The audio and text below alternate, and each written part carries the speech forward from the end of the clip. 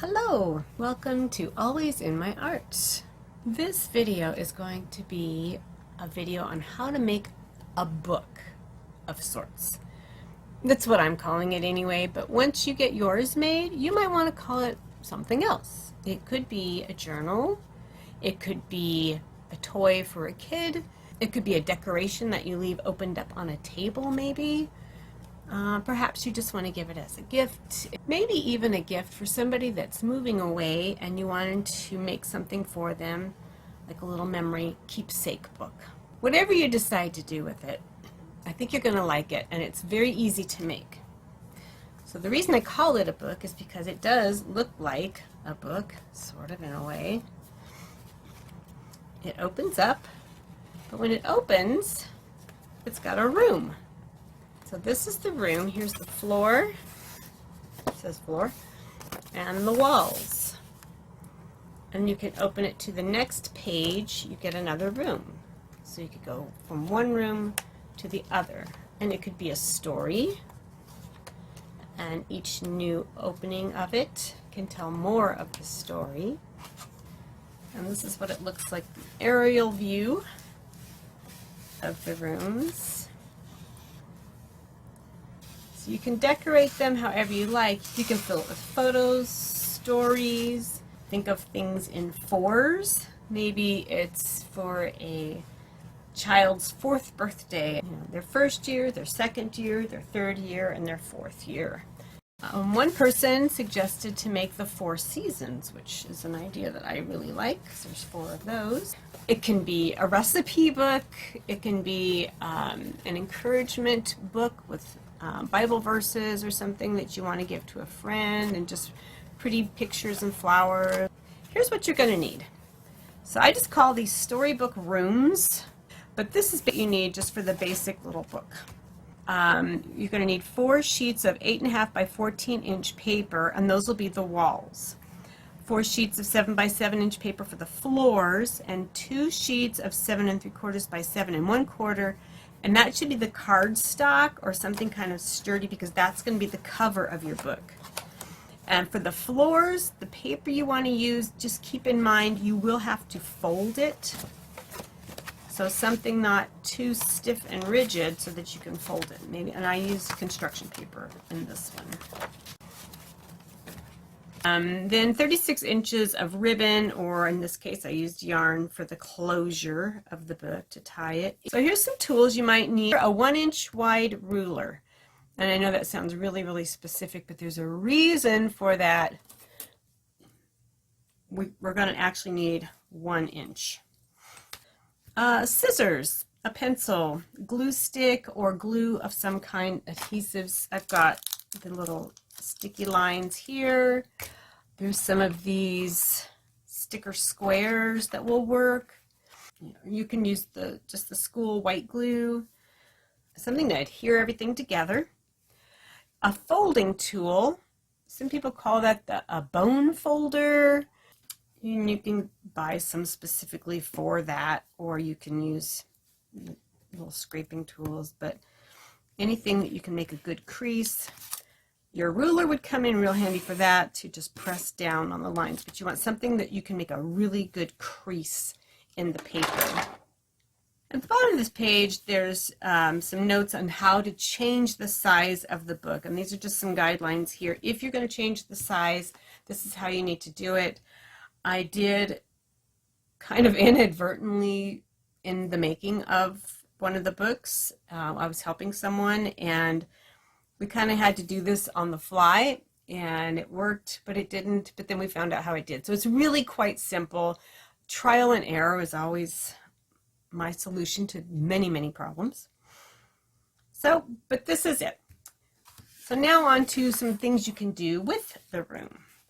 So you've got the walls, and you've got a floor in each room. I'm going to cover the floor, which is why I don't care that it says 7 by 7. I need 4 for the floor. That doesn't matter to me.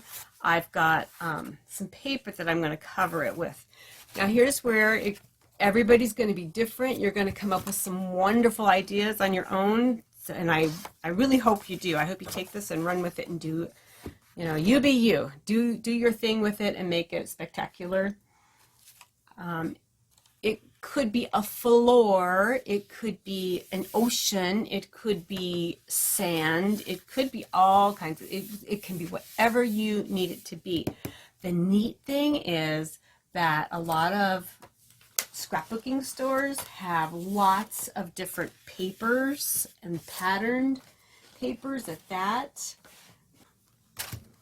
And this is a designer paper pad here that you can get at, again, at a craft store. And it's got all these different things, but it shows, here's a dry kind of deserty paper that shows that. You might want a field of flowers. Maybe you just want some rocks or like a carpeting of leaves.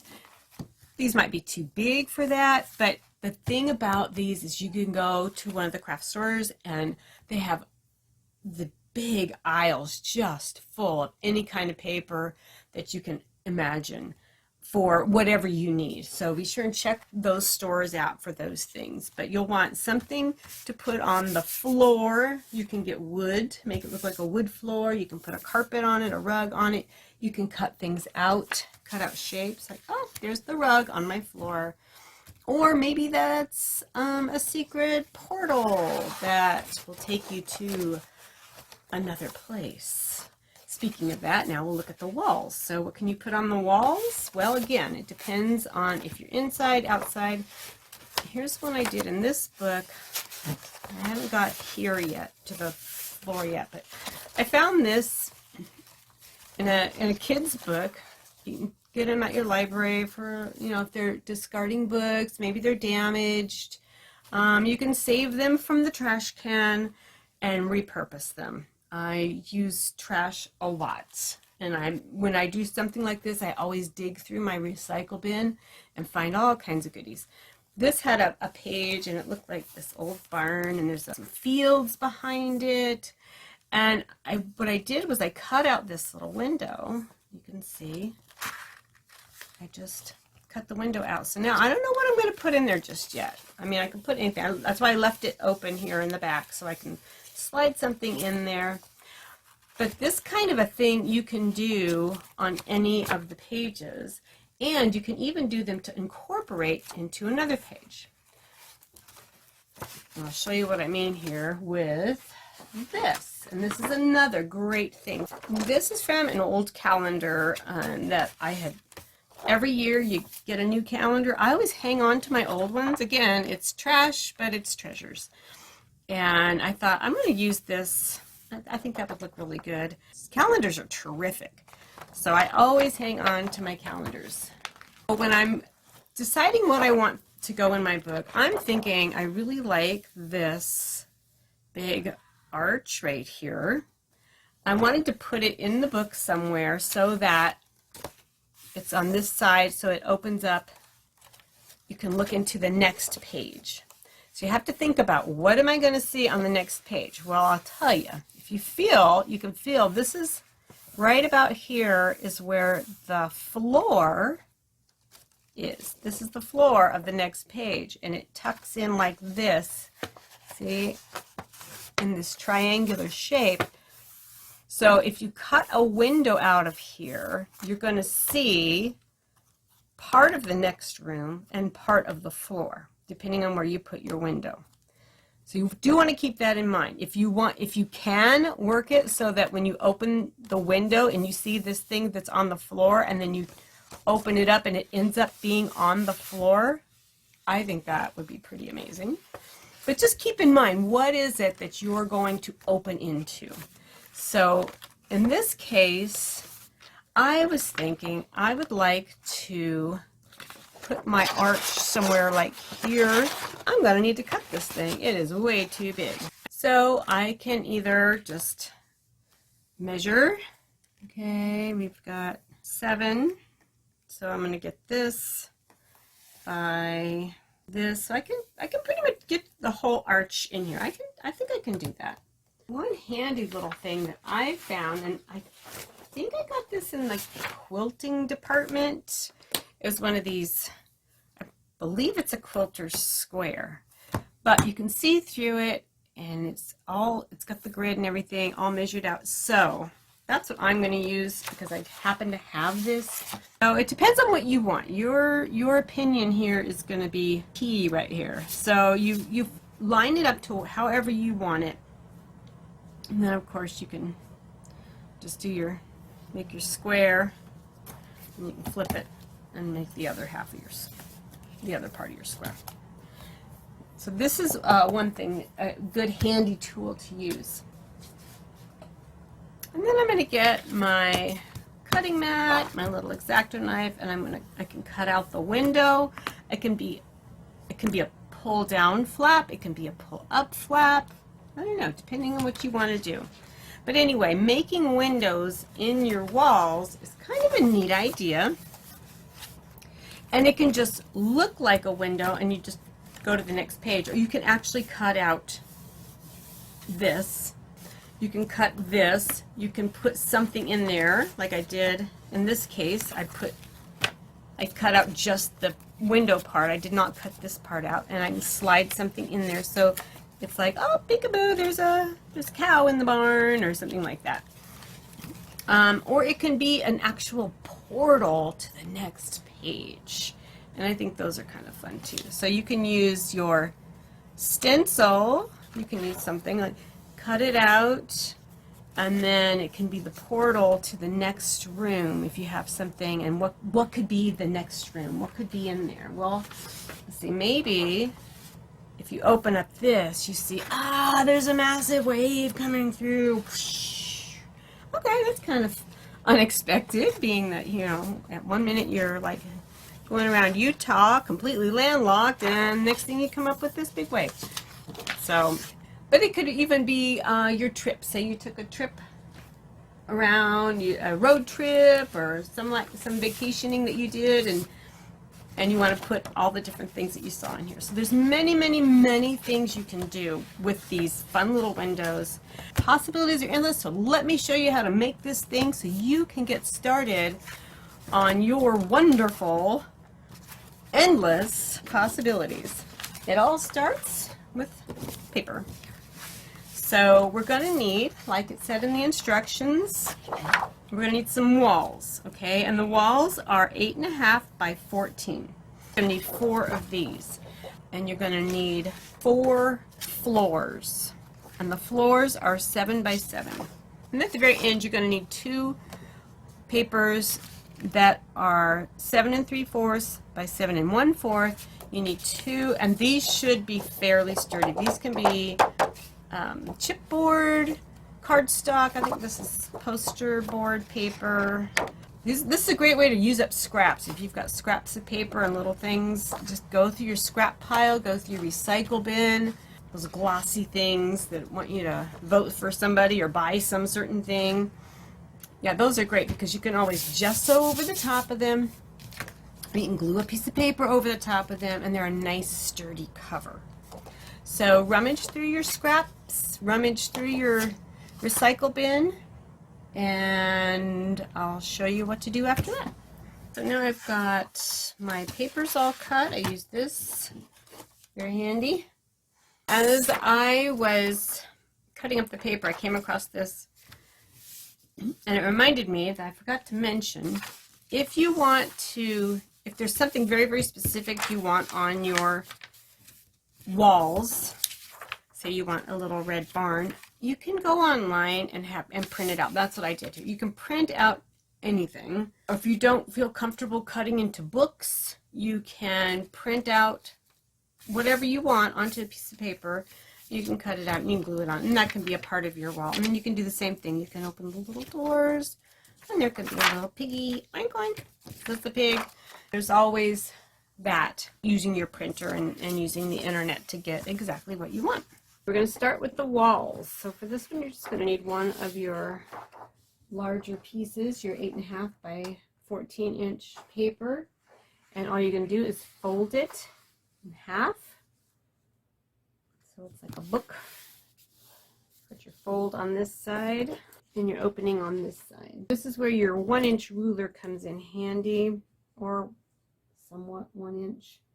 But what you're going to do is you're going to lay the ruler on the bottom edge of the paper with your opening on the right hand side and your fold on the left. You're going to lay the 1-inch ruler, or it can be anything that's about the size that's going to give you a nice little fold, but you're just going to wrap. You're going to fold up like that. So that's why you want to use the 1-inch, because you want to have about a 1-inch fold going on there.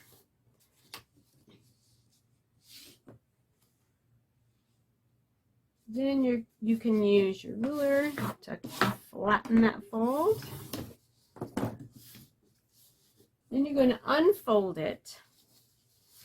So you see that crease, and you're going to go to this corner, the left-hand lower corner, and you're going to make a little fold. You're going to bring up the corner to the line, and you're going to create a little tiny triangle like that. Do you see the little triangle right there? So you just got this little triangle fold up here. And you're going to flatten that out, and then you're going to unfold it. So you should see a fold line here and a fold line here. So you have these two fold lines that you should be able to see, and then you're just going to grab scissors and cut along that line. So you're just going to remove the little triangle. That's what you're going to do on each of your walls. I have my ruler here at the inch, and I'm just bringing it up, and I'm making that little fold, and I'm flattening it out a little bit. Now I'm going to unfold it, make a small triangle on this corner, fold it, unfold that one, and cut it all the way to the top. So what I'm doing here is I'm creating these tabs. Okay, these are going to be the tabs that are going to connect your floors. So each room has to have these tabs. I'm going to do that with all 4 papers, and I'll go ahead and do that and be right back. Here are all 4 walls prepared now. So onto the floors. So what we've just made is this part right here. Where it's orange, that's this part here. And these tabs are here. They fold and they attach the floors. The floor attaches right on top of each of the tabs. Okay, so I've got some glue sticks. You can use school glue, the Elmer's tape runner. I think I'm going to start with that. So the first thing you want to do is take your floor and fold it in half on the diagonal. So you're going to have a triangle. I'm just going to bring one corner up to the other corner and give it a nice fold. And this part can be kind of tricky. Place your square, your floor, onto your wall flat like this. And I like to have this diagonal line, the fold, run from this corner here and then line it up here. Line it up as best you can, and then what you want to do is you're going to fold the bottom of this, of your wall that you just did. You're going to fold them up, and they're going to attach right on here. Get it all lined up just the way you want it, and then lower that flap and put your glue right on the flap. There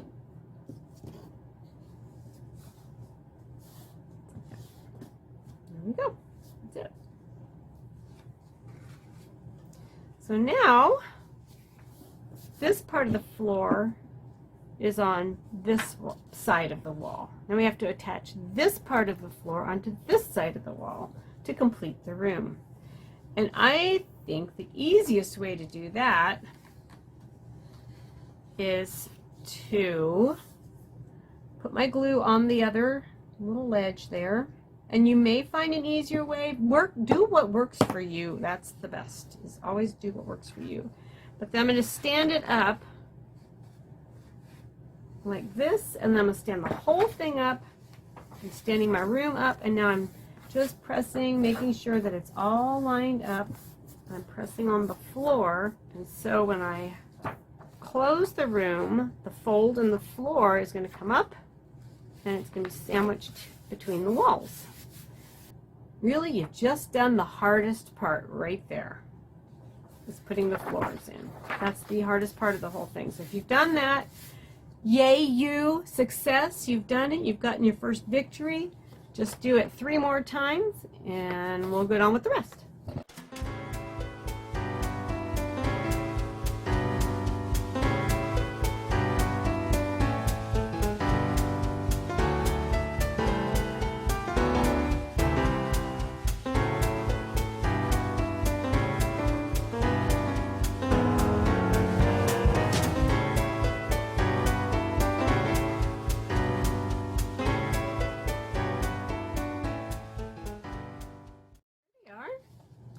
All 4.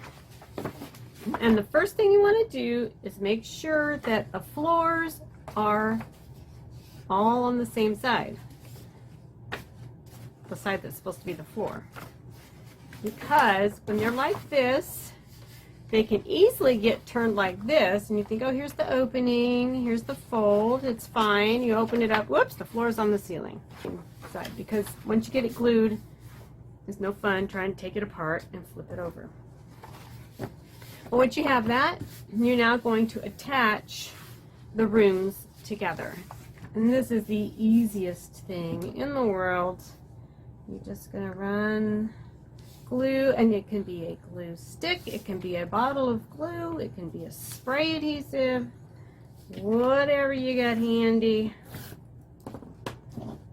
Okay, now see, I just turned that upside down, so I'm going to make sure my floor is where I want it to be. I'm going to take the other one, and I'm going to line them up together, and press. Okay, now the next one. I think you get the idea.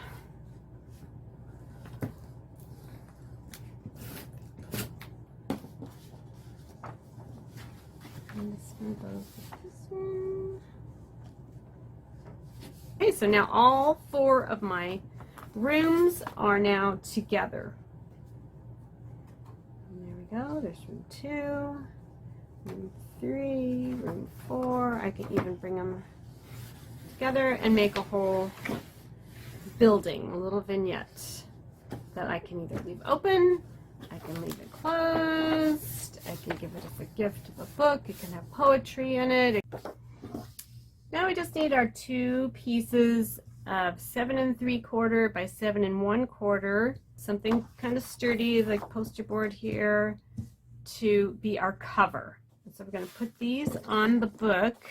But one thing we're going to do is we're going to not forget our ribbon. So I've got my ribbon box here, that to choose from.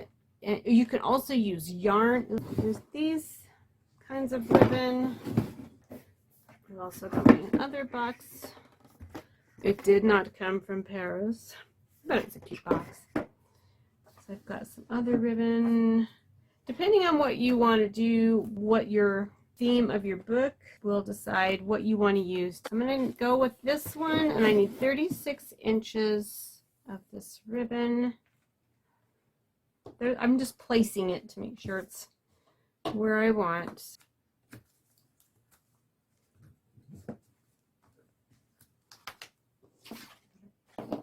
One cover goes on, whoops, wrong way. One cover goes on this side. Come on, there we go. And flop it over.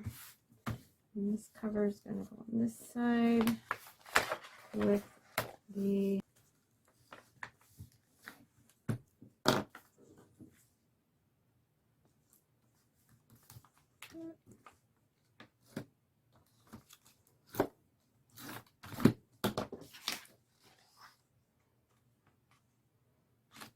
And there's the other cover. Now, if I want to cover the cover, I can do that. I've got, you can use anything. I could put the big barn right on there. I've got cute duckies. Whatever kind of paper I want to put on there, I can gesso the whole thing and paint something on there. I can use colored pencils, markers, anything you want. You can decorate it however you like. This is the front cover of your book, so you put the title on it. Little Buford Goes to the Moon by Grandma. So you can send little Buford to the moon, and he can have a space adventure or whatever. But this would make a great little gift for a little one, for an older one, for you. So many things you could do with this. So much fun. I would love to hear about what you do. I don't have a website, but I do have an email if you ever want to ask any questions, give any comments, share what you've done, anything like that. You can email me at alwaysinmyart@yahoo.com. I would love to see what you make. I would love to hear your ideas and your inspirations. Thank you for visiting me here at Always in My Art. We'll talk to you soon. Bye for now.